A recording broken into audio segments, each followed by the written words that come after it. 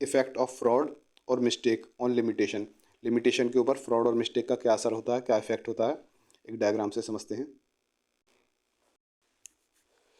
इसके लिए सबसे पहले समझते हैं कॉज ऑफ एक्शन क्या होता है। मान लीजिए 1 तारीख को आपने किसी व्यक्ति को कुछ पैसे दिए, आप दोनों के बीच में एग्रीमेंट हुआ कि 30 तारीख तक वह व्यक्ति आपके पैसे लौटा देगा। 30 तारीख आ गई, उस व्यक्ति ने आपके पैसे नहीं लौटाए, तो यहाँ पर आप उस व्यक्ति के खिलाफ एक्शन लेंगे।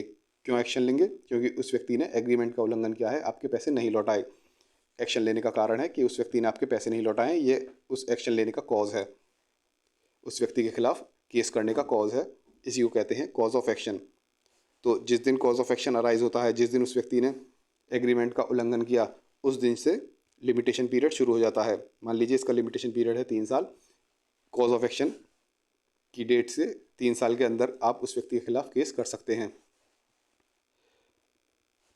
अब कुछ सिचुएशन ऐसी आ जाती हैं जहां पर कॉज ऑफ एक्शन की बजाय बाद में भी लिमिटेशन पीरियड शुरू हो जाता है। यहाँ पर कॉज ऑफ एक्शन की डेट से शुरू हो रहा है, अगले वाले केस में देखेंगे हम कि बाद में कॉज ऑफ एक्शन के अलावा भी बाद में लिमिटेशन पीरियड शुरू हो जाता है। ये कौन सी सिचुएशन है?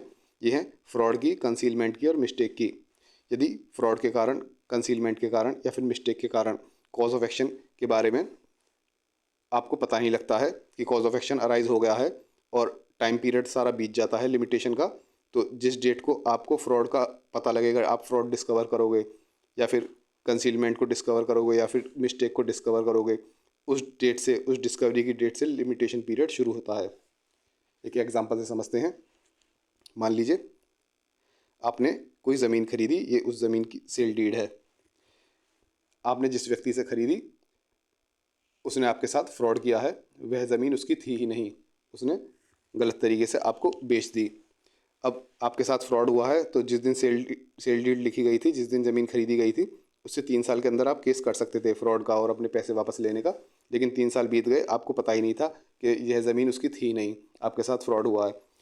जब लिमिटेशन पीरियड बीत चुका है और उसके बाद चौथी साल में आपको जाके, 4th ईयर में आपको जाके पता लगा कि अरे ये मेरे साथ तो फ्रॉड हो गया, तो अब क्या होगा? तो ये जो है लिमिटेशन पीरियड जो है, जिस दिन फर्जी सेल डीड लिखी गई थी वहाँ से शुरू नहीं होगा। अब लिमिटेशन पीरियड उस तारीख से शुरू होगा जिस तारीख को आपको पता लगा था, आपने डिस्कवर किया था कि आपके साथ फ्रॉड हुआ है, उस तारीख से लिमिटेशन पीरियड शुरू हो जाएगा।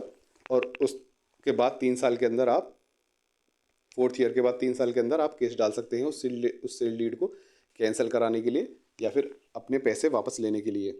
आई होप आपके समझ में आ गया होगा। अब थ्योरी पोर्शन देख लेते हैं। सेक्शन 17 कहता है लिमिटेशन एक्ट का, in case of certain types of fraud the period of limitation shall not start running until the fraud has been discovered. Same principle is applied in case of mistake और fraud की case में जिस time cause of action है उस time से limitation period शुरू नहीं होता। लिमिटेशन पीरियड शुरू होता है जब डिस्कवर करता है आदमी कि अरे उसके साथ तो फ्रॉड हो गया है, उसके बाद लिमिटेशन पीरियड शुरू होगा।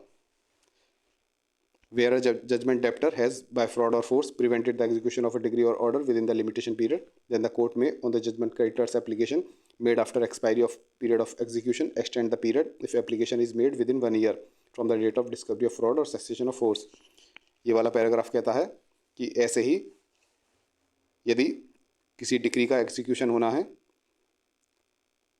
और उस डिक्री के एग्जीक्यूशन को, जिसके खिलाफ एग्जीक्यूशन होना है, उस व्यक्ति ने फ्रॉड या फिर फोर्स के थ्रू उस डिक्री के एग्जीक्यूशन को रोक दिया है, तो दूसरी पार्टी जिस दिन उस फ्रॉड को डिस्कवर करेगी या फिर जिस दिन वह फोर्स रुक जाएगी जिसके थ्रू डिक्री के एग्जीक्यूशन को रोका गया था, तो यदि उस डेट से 1 साल के अंदर यदि वह पार्टी कोर्ट में जाके एप्लीकेशन दे कि ऐसे ऐसे डिक्री का एग्जीक्यूशन को रोक दिया गया था, तो कोर्ट लिमिटेशन पीरियड उस एप्लीकेशन वाली डेट से शुरू कर सकती है।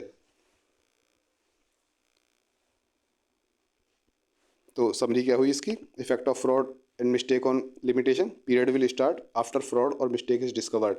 और डिक्री के एक्सिक्यूशन में, अगर डिक्री का एक्सिक्यूशन प्रिवेंट किया जाता है फ्रॉड या फोर्स के थ्रू, तो जिस दिन उसकी डिस्कवरी होगी फ्रॉड की कि डिक्री के एक्सिक्यूशन को फ्रॉड के थ्रू रोका गया था, उस डेट के 1 साल के अंदर एप्लीकेशन दी जा सकती है कि लिमिटेशन पीरियड को एक्सटेंड किया जाए।